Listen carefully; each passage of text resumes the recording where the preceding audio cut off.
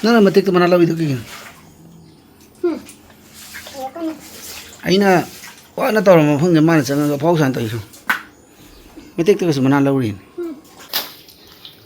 1, 2, 3. Lakla bada,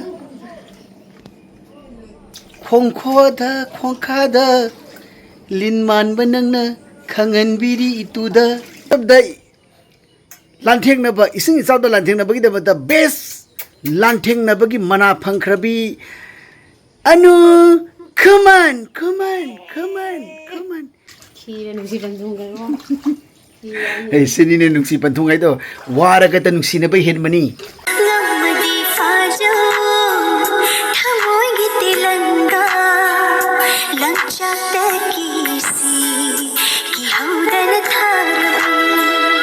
Mama canggih dole, dua pelang canggih dole juga.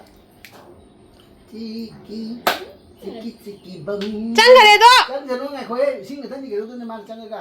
Jangan kali ini. Hatu hulu hai laga. Wah imung si pau kali he dah tu. Imung pau deh. Imung jam canggih sih. Imung pau kat pau deh kada. Atau suan tu kau besar kadro. Mani kau baik lah. Kau ngai pengbi di sana pin salon lagi. Kau lupa jangan terlalu nama. Se lah tu tahu lah. Lah sini ngai pau sing ngopi macam ni pala. Mangun sing bah deh. Lah tu tamu sih. Kau jangan di jaro. Se. Cakap kau nak kan dah celur. Kau lupa. Singang tu mina sia. Si phaklang si, oi na phaklang si dei su lai bak si. Lu kan tau lai ba ning khai da ba lai bang rồi na phaklang da gi. Ta da ko myam. Phaklang ga de bor lao la ba ni sing ka rang nu thum doi ba.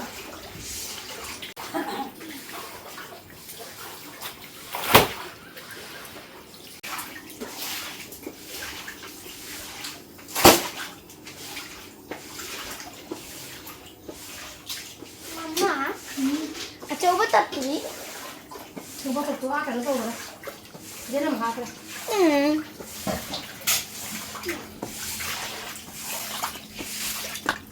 Nana matik tu mana lau itu kiki. Aina, wah na tahu orang pun zaman jangan kau pausan tu itu. Matik tu kesu mana lau rin. Nana matik tu mana lau laga. Nana tok sana laga. Kau kalau pada nana kau sana ada ni. Jadi lah follow ini dah. Kadi, ya. aku lakukan tu deh. Kalau pada nana tok sana laga. Kau sana ada ni. Nana tahu tu. Kuna kasih jauh dah banyak ini sanginga ni. Dua ini lu ini maka kan tahu ni hawa tadi lu ini lu sana ni. Tadi ni mana tok sana ni tu. Kana ano phone tu receive dah hantar lagi.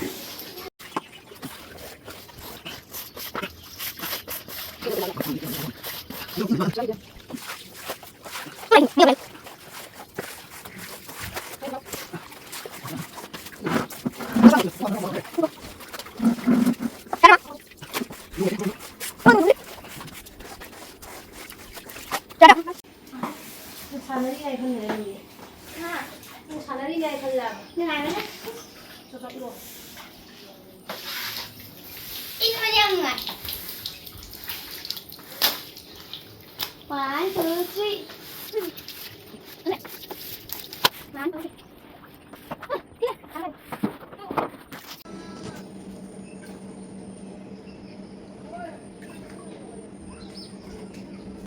Jadi nanti itu na. Jadi sini tu ada sini hungra di luar apa jadi sem.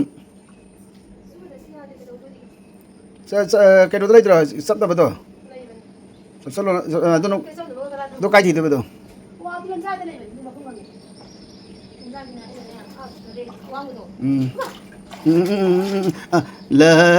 Lakla bada, khongkada, linman benang na kangen biri itu dah kangen biri. Soy launa salingai, kang prek kang ali pizina. Ni wundi kwang da pali. Pun si se awan nungai ni. तानिंग awa nungai Kire nang idalo ka.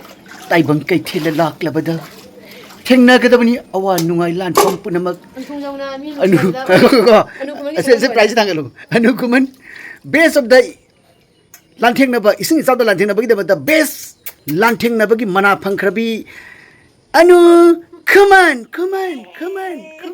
lantheng na ba gi mana se cricket bi ni prize do Sing jaw na de sing jaw da lanting na man king nang prize Nobel prize on ni. Xin chào cái price ra cơ. Ha? Ada? Cái price này. Da? Kina da hai jam si pan thung jaw na view kai na hai ni ai do. Kire nung si pan thung ga no.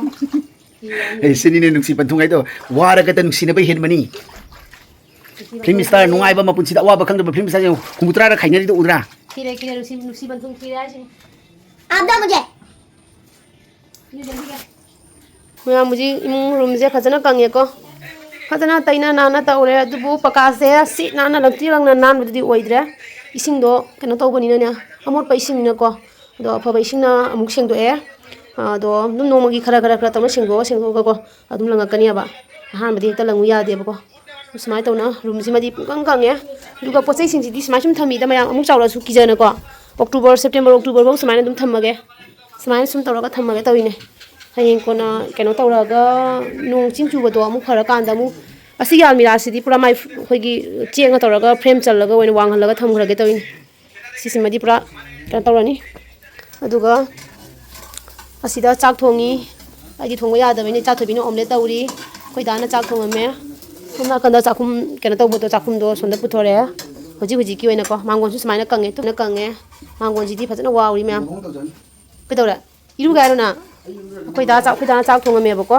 सौब्री मा फुल्ले दगिदि ना तोंगादि लौरमबो मेपगी ओ लोइ रे खोइदाना जित मा अमुक मसाजि इरु थोंनि hi the इमुंगी सिगा ले इमुंगी condition सिनि carpet थादने नाना चे नाना इजबदो मैम जेंगुने तौरी फिबम जे तल्लेदा असी कंगलगा तैरा नालगा दे कमुसे कारपेट का थारतोय कारपेट का थाररोय समाय सुम थम्मनि तल्ले कैदौरुदोइनो पेला जिन तौरि समाना होजि ओइला चाक चारानी चाक चाबगी रेडी ओइला वन टाइम जखर लेसन गदनी बो समाय तौबसे कंगक पदैदि खतंग नुंगाइ रे हा रूम से सिंग थोखि बदे खरदि नुंगाइ जारे जेंगुने फबुंगी हालो छे जेंगुने इबुंगो फबुंग गदम ता कंदो खतो तना फम चा चाना पोसे थांगदद्रसु आव साबोन आ कनो मखा ले बनी चिया मखा दुगा ले बनी नोंग ता सु चोतना बाय चाक थी दो रेने बोगना चाक की को माया मुजी सुमाइना कंगे सुमांग से सिंग सुमाइना हंदरे को फुबों खुरै गसे ना बना लोरे जन्मन इसा पोपे सिंगदोंना बायना होना बदा अस बना वागरे सु जनम चरादुनी जनम चार खरा फुक्तो होबदो दुसे कुप्पगा थमी अमुका मखोंगा चथोखरे से ना से कैदौरा सिगे नै आई कैदौरा सिगे काखलौने काखलो बाबा बसे अब हाइ दो रेना ngasi सोच ताब्रा ओइ बिना का सालु याम समाइना सिंजे कंगे को सुमांग समाइ तौरे नोंसु जाम लाई अमुक चुदोइरा खंगनेदा तल्लेदा तो सोना कदरि चलरोइगे गी मोरक से होजी फाउदी सिबगी मोंगदी उदे हाइदी कोइ मनागसे पथरकपा माइदी तौद्रिबको हे नुसा सारगा सिदोइरा खंगदे त पुदिना सिगा पुदिना खरा एला मपाग म होगदो हा लोइरे पुदिना दि हिंदोइरा सिदोइरा खंगदे पो हवाई जो लोइरे जरा मरोना आपको प्यादरे दु सोब्री दि हिंगनी को सोब्री दि पूरा फ्रेश नि मा तौरी से हाई हुमना जेमसे मादि सिरोय सोब्री दि पांगसु काउन मनेबको अदुगा जेनम से तु ngosong na lagi sesi jenam nya bako folina jenam jekara tawrame loina mana se loina aduga khangge hindora sidora khangde ko tatpa tale ma sina kan jega di sing khol lei deba sumang swasi tani ha kan tawis kangi se ko handhare di sing je swasi di sing ta lei di ko lambi ju sing ma am lei to do asina se kuning mana taning na loina ta he yong se kada wa thoklei no khangde ha ma je dong 이모가 나한테 오늘 가기도 좀 돌리나. 자루 장자루. 이모들 저기 그래. 저기 그래. 나버니 이모가. 이모들 밥 정나버니.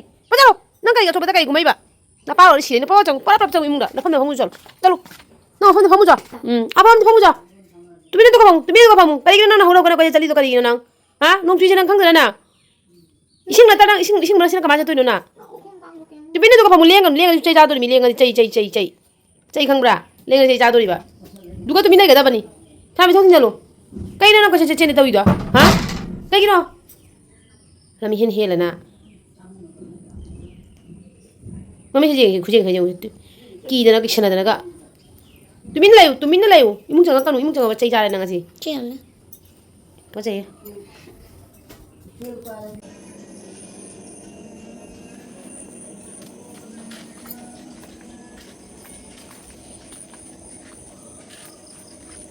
Saya ising loi chakre ising amta leitre ko thanghan da ising am leitre do si lei pambi sing si loi ni hingada ba male si gada bu mandre ko aduga ji mo si am sing na bani si gadra ina do si gada be mong di amta mande smaina lei ko ji phawa si bagi mong di ude khangde ko na tapamna dum si gi doira dudi khangde ko nuksa ga saraga to hoji phawa gi di smaina taraga gi mo ngang ba yawi smaina taraga loina lei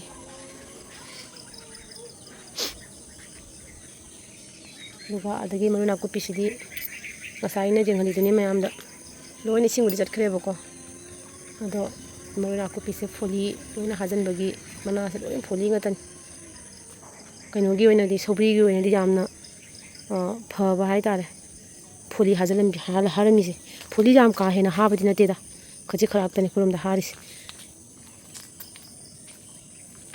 समाने लंबी से ओइरको याम सांग सला रोय ma'am खोंग जे अइंग बद lemon इसा सु नुवाइ ट्रेबको अदुना याम सांग थोरोयगे हजिक असि संदा वायरम भौदको असि फिमम सि ओइना लैरे अदु अदुम मखा ताबा अदुम हाबजरके मैम कंटिन्यू अदुम तोरकेको मथंगी निमित नमु कई तौबा पोजै सिंजे हिंगब्रा नत्रगा सिब्रा कई पोइ हिंगिबको अदु मयाम दे हंजरके